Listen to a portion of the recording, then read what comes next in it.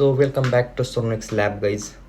सो हम एक जावा placement series की पूरी प्लेलिस्ट शुरू की है। उसमें हम कोर जावा के डीएसए के और एसक्यूएल के इंटरव्यू क्वेश्चंस कवर करने वाले।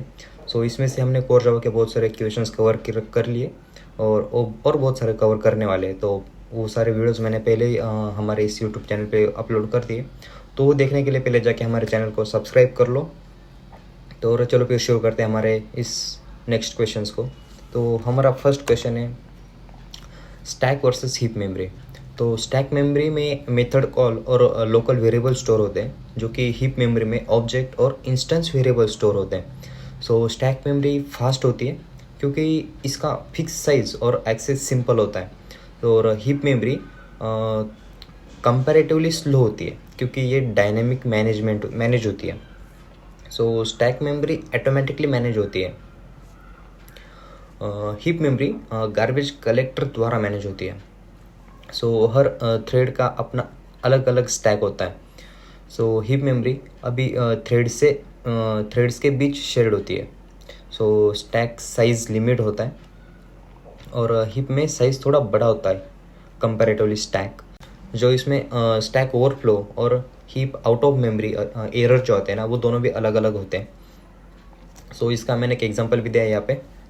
तो नेक्स्ट क्वेश्चन है what is garbage collection. So garbage collection एक प्रोसेस है जो अनयूज ऑब्जेक्ट को मेमोरी से हटाती है, या जावा का ऑटोमेटिक मेमोरी मैनेजमेंट सिस्टम है। प्रोग्रामर को मैन्युअली मेमोरी फ्री करने की ज़रूरत नहीं होती। सो गार्बेज कलेक्शन केवल हीप मेमोरी को क्लीन करता है। जो मैंने प्रीवियसली आपको बताया कि स्टैक मेमोरी को वो गार्बेज कलेक्शन क्लीन नहीं करता। सो अनरीचेबल ऑब्जेक्ट्स को आइडेंटिफाई करता है और उसे उसके बाद रिमूव करता है। सो ये JVM के द्वारा हैंडल किया जाता है। सो गार्बेज कलेक्शंस बैकग्राउंड में चलता है। सो मेमोरी लीक को रिड्यूस करने में ये मदद होती है इससे। सो प्रोग्रामर की परफॉर्मेंस मेंटेनेंस रखने में ये सहायता करता है। सो प्रोग्राम की परफॉर्मेंस मेंटेन करने में ये हेल्प करता है। सो जावा की रिलायबिलिटी और सेफ्टी बढ़ाता है। यहाँ पे मैंने एक एग्जांपल भी दिया है, वो भी देख लो आप, ठीक है। तो हमारा नेक्स्ट क्वेश्चन है types of garbage collection. So serial garbage collection single threaded garbage collector है, और पैरेलल गार्बेज मल्टीपल थ्रेड्स को उपयोग करता है और फास्ट होता है। सो CMS कॉन्करेंट मार्क स्वीप लो पॉज टाइम के लिए यूज़ होता है।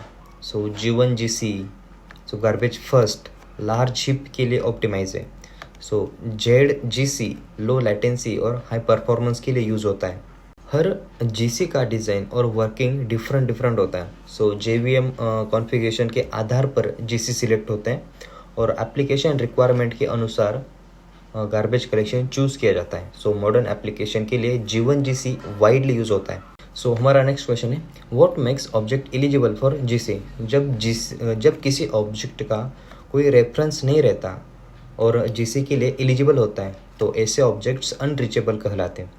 मतलब उनका कोई यूज़ नहीं होता है। सो रेफरेंस उसे नल करने से ऑब्जेक्ट एलिजिबल हो सकता है। जब उसका रेफरेंस नल होता है तो वो एलिजिबल होता है गार्बेज कलेक्शन के लिए। सो ऑब्जेक्ट का स्कोप ख़त्म होने पर भी वह एलिजिबल हो जाता है। सो एनोनिमस ऑब्जेक्ट्स जल्दी एलिजिबल होते हैं।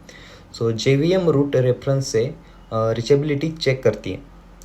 सर्कुलर रेफरेंस को भी जिससे हैंडल कर सकता है। सो एलिजिबल होने का मतलब तुरंत डिलीट होना नहीं है।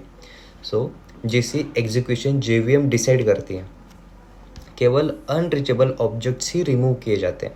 नेक्स्ट क्वेश्चन है हमारा can we force garbage collections. So garbage collection को डायरेक्टली फोर्स नहीं किया जा सकता।